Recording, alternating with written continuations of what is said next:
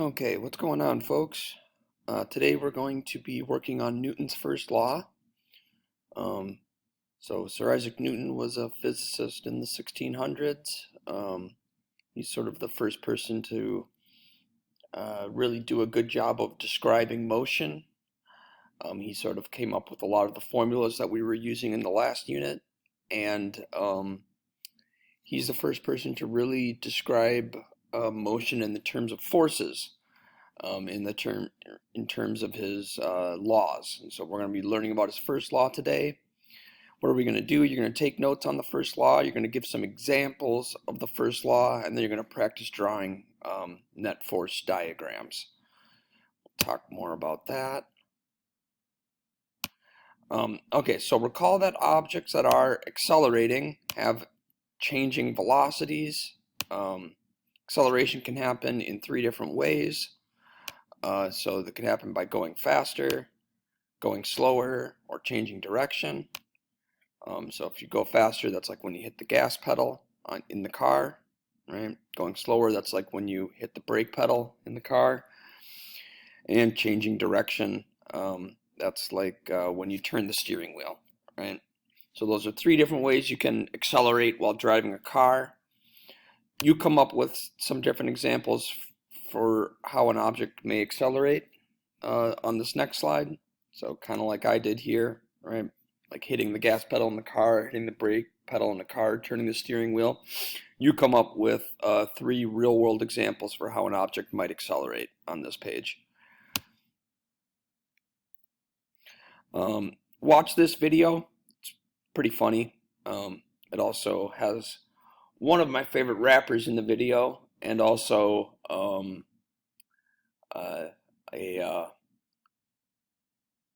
would I describe him? Like a parody musician that I really like. Okay, so what is Newton's first law? Sometimes Newton's first law is called inertia or the law of inertia. Newton's first law says that an object in motion will stay in motion, and an object at rest will stay at rest unless it is acted upon by an outside force. So the basic gist of it is that you need a force to make an object accelerate. Right? Objects won't accelerate if you don't put a force on them. What is a force? A force is just a push or a pull. And so on the next 6 pages, you're going to be listing common examples of forces. So basically, you're going to go through these 6 pages, and you're going to give me a guess as to what force makes these objects do these things. What force makes things fall to the ground? What force pushes a rocket upwards or a jet airplanes forwards? What force causes a balloon to rise upwards? What force causes your car to stop when you step on the brakes? So this is kind of what your car wheel looks like from the inside, and this is what your brake pad looks like. And so how does what force is causing your car to slow down? What force holds up a swing at the playground? What force allows a skydiver to slow down when they deploy their parachute? What force prevents you from falling through the floor? Right? So when you stand on the floor, why don't you just fall right through it? And then number 8, what's the general name for a push or a pull that causes an object to accelerate? We'll give that an actual name here in a second. Okay, so what force makes things fall to the ground? I'm guessing you probably knew this one. Gravity. What force pushes a rocket upwards or a jet airplanes forwards? Thrust. So when we see that material being shot out the back end of a rocket, that material is causing the rocket to thrust upwards. So we call that force thrust. What force causes a balloon to rise upwards? That would be the buoyant force or buoyancy. And so that happens whenever you've got a material that's less dense and a material that's more dense. The less dense material will rise to the top because of the buoyant force. And so that's what's happening here is the air inside this balloon is less dense than the air outside of it, and so the balloon rises. What force causes your car to stop when you step on the brakes? That's friction, right? The brake pad actually pushes against the wheel, and that stops the motion of the wheel.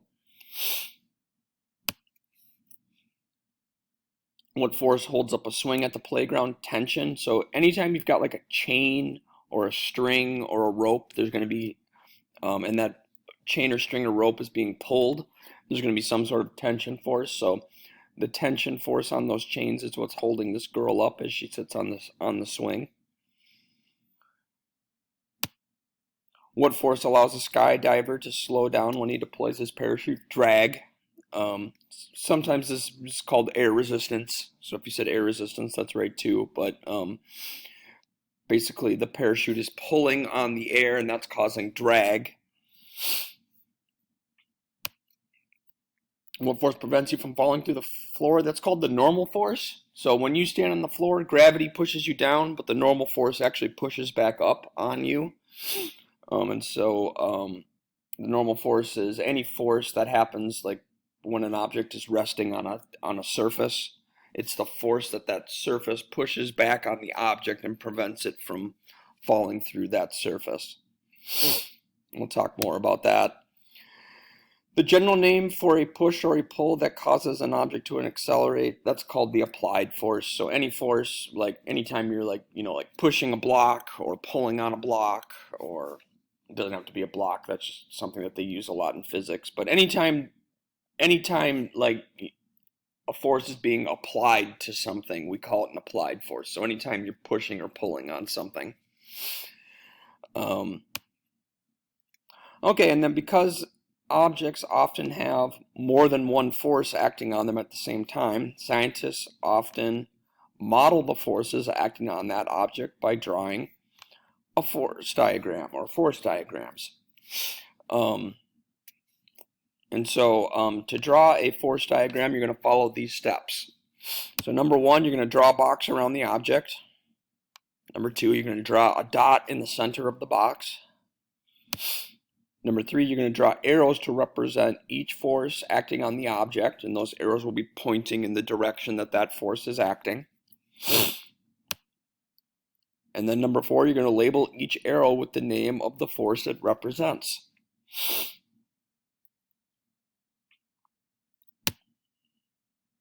Okay, so let's start here. We're just going to do, for gravity, we're just going to do it for the rock.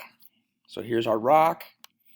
We're going to add a little dot in the center to represent the center of mass.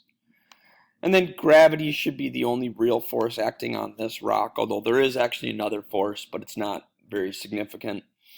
So gravity is pushing this rock downwards, and so we're going to label this downwards force gravity. Okay, basically all of our objects are going to have gravity as one of the forces acting on them. So here's our space shuttle. There's definitely, we're going to draw the center of mass, and there's definitely going to be a downward force of gravity acting on the space shuttle. But there's also thrust acting on the space shuttle, and that's actually pushing the space shuttle upwards. It's thrusting upwards. Okay, and we know that the thrust needs to be bigger than the gravity, otherwise it wouldn't be accelerating. Right? It would, if the forces were equal, it wouldn't actually move upwards. It would just stay on the launch pad. So this rocket has thrust, and the thrust is greater than the gravity, and so I represent that by drawing a larger arrow on the thrust. What force causes a balloon to rise upwards? That's the buoyant force. And so here we've got gravity acting downwards again, but we've also got our buoyant force acting upwards, and again, the buoyant force would have to be bigger than the force of gravity, otherwise it wouldn't be accelerating upwards. The balloon would just stay on the ground. Right? It would stay at rest. What force causes your car to stop when you step on the brakes? That's friction. You can skip this one for now. This one's kind of a tough one to draw a force diagram for, and I don't really want to do it yet. So you can skip that one. Number 5, what force holds up a swing at the playground? So again, this girl, gravity is pushing her downwards, but we've got a tension force also pushing upwards. Now this one, the arrow should be the same length. The reason why? Well, she's not actually moving right now, right? She's just sitting on the swing. And so what we know is when something's not moving, the forces need to be equal, right? They need to cancel each other out. Otherwise, if one force was bigger, she would be accelerating in that direction. So since she's not moving, we know that the forces need to be equal. So we're going to draw the arrows the same length. What force allows a skydiver to slow down when they deploy their parachute? So we know that gravity is pulling them down. Whoops. And we know that the drag on the parachute is going to be pulling on the opposite direction of gravity. And the drag is actually going to be bigger than gravity. How do we know that? Well, because gravity is pushing them down, right? But once they deploy their parachute, they start to slow down, right? They're not falling as quickly. And so that drag needs to be bigger than gravity because their net force, their total force, needs to be in the opposite direction of how they're falling.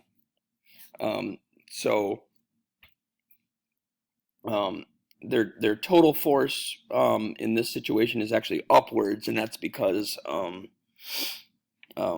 their fall is slowing. So their acceleration is actually pointed upwards, if you want to think about it like that, and that's because of the parachute. Okay, what force prevents you from falling through the floor? So gravity's pushing this person downwards, but they're standing on the floor, and the reason that gravity doesn't push them through the floor is actually that the floor pushes back up on them. And we call that the normal force. And so anytime an object is resting on a surface, there's going to be a normal force. The normal force is always just going to be perpendicular to that surface. And so for that reason, when they stand on the floor, they don't accelerate, right? They don't even move. And that's because the normal force is canceled out by the force of gravity.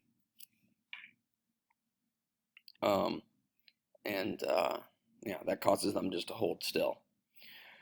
Okay, and so then the general name for a push or pull that causes an object to accelerate, we call that the applied force. So go ahead and draw your box around this block and draw a dot in the center. So again, gravity's pushing it down, and just like in the last example, the normal force is going to be pushing it up, and we know that because, right, the block doesn't fall through the floor. Right? It's got gravity acting on it, but that normal force prevents it from moving up or down. The applied force would be if I were to push the block or pull the block, right? It would be a force that would just make it move. And this is an example that you see a lot in physics is someone's got a block, give it a push or a pull, what happens to it? Well, it's going to accelerate in the direction that it's pushed or pulled. Now, it's important to also recognize that in most situations, there's also going to be a force of friction, right? And that'll be opposite of whatever direction you push or pull it. And if your force of friction is equal to the applied force, then the object won't accelerate. If the applied force is bigger, then the object will accelerate. So if your object is accelerating, then this right arrow should actually be bigger. If there's no friction, it'll look like this. Right? Maybe you could, push or pull it on either side, so your applied force could really be on the other side of this. Okay, but this diagram right here is actually going to represent what a lot of the diagrams for your practice problems are going to look like. So go ahead and give those a try. We're going to go over them as a class on Monday. But we've got a car driving. We've got a strongman pulling a semi-truck. We've got a drag racer that's just deployed his parachute. And then we've got a jet airplane. So go through each of these examples and try to draw a force diagram on each of these objects. So you're going to do it on the car, the strongman, the car, and the jet plane. Draw a force diagram. Try to determine what forces are acting on each of these objects, and then we'll talk about it on Monday.